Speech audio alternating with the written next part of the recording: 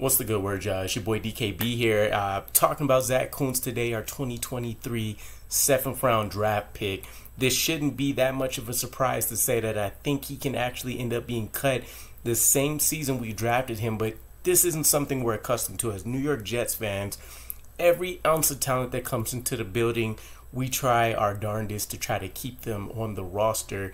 Things haven't worked out. Poor lack of development, bad coaching staffs, bad front offices, ongoing contract disputes, you name it. But we're finally getting to the point where not only are we stacking star players on our roster, we're getting quality depth, and then we're even fighting over who makes it to the practice squad these days. So quite a change by Joe Douglas, but realistically, looking at this 53-man roster, I'm struggling to see how Zack Kuntz will fit into this, especially with some of the events that have transpired so far this early into the offseason. So let's dive into a little bit of the background again, right? Keep in mind, this was one of the few players, I think there was only 4 in this draft class that had a perfect 10 as a RAS score.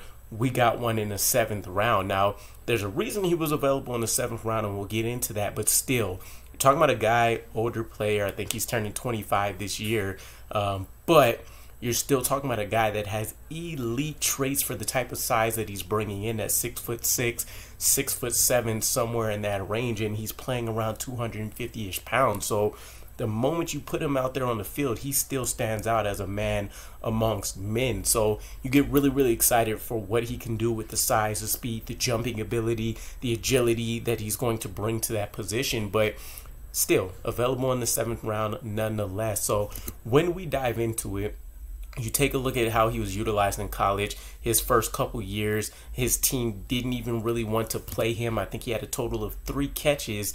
He goes to Old Dominion. He starts to look like a star, right? He's been utilized this whole time in college, though, as essentially a version of Quincy Enunwa, almost, if you will, right? He's almost a wide receiver hybrid with how Old Dominion like to use him, lining up in the slot over 44.5% of the time over the course of his 2 years with them, and then playing out of the slot 60.5% of his routes when he was utilized in obvious passing situations. So interesting bit there, something the coaching staff can kind of rely on a bit early if he does make the roster. But essentially, you're talking about a guy that has little to no impact as an inline tight end. So you're specifically looking to utilize this guy in the passing attack and hope that he can come out above the competition. Realistically, I mean, he's not the only guy on our roster that we have. The tight end room stacked.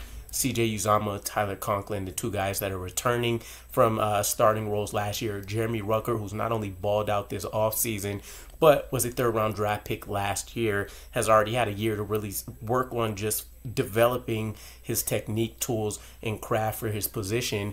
Also a do-it-all tight end. And then you're still talking about Kenny Yeboah, a significant part of special teams who was able to make the roster last year. E.J. Jenkins, who's another guy that was utilized in a wide receiver role over his time in college, even though he's built like a tight end. So stiff competition across the board and a lot of roles that are kind of already spoken for. So a lot of people look at Old Dominion, you know, just taking a look at his career stats, 88 catches, 882 yards, 7 touchdowns. It looks great, you know, visually. You still would think that you're talking about a guy that maybe came out after 2 years or something like that. This is his entire 5 years of college right there. So as a volume player, it looks great. From an efficiency standpoint, he's really a poor candidate, which is a shame because, again, you're talking to Old Dominion, FBS conference, from what I'm remembering, and the guy was able to go out there and dominate, but he wasn't really able to truly go out there and dominate, again, from an efficiency standpoint. So 112 targets, 2nd most in FBS in 2021, had a drop rate of 5.2%, which put him at the 29th most, and then 78.4% passer rating on targets going to him. So you're talking about a guy that, again, he was able to be productive in terms of the volume that he was seeing on a per game basis, and not necessarily going out there and just decimating his opponents based on when he's being utilized. So something we have to work on. We knew when we drafted him he was going to be a very huge project, at least for those that really went in and dived into the background and kind of seeing what was going on with him. And then you're talking when it comes to even his blocking capability. Run blocking is what you're going to more so look at with them, a 60.70 grade in 2021, which I keep quoting that year because that's where the majority of his statistics came from. He was 87th, out of 159 tight ends. So as much as I want to be excited for this guy, there's going to be a long road to traverse here. And the best that we can realistically hope for is that we do sneak him onto the practice squad. We'd also have to hope that another team doesn't get interested and give him a position on their active roster, because that's going to be the only way that we lose him. They can't just steal him onto their practice squad.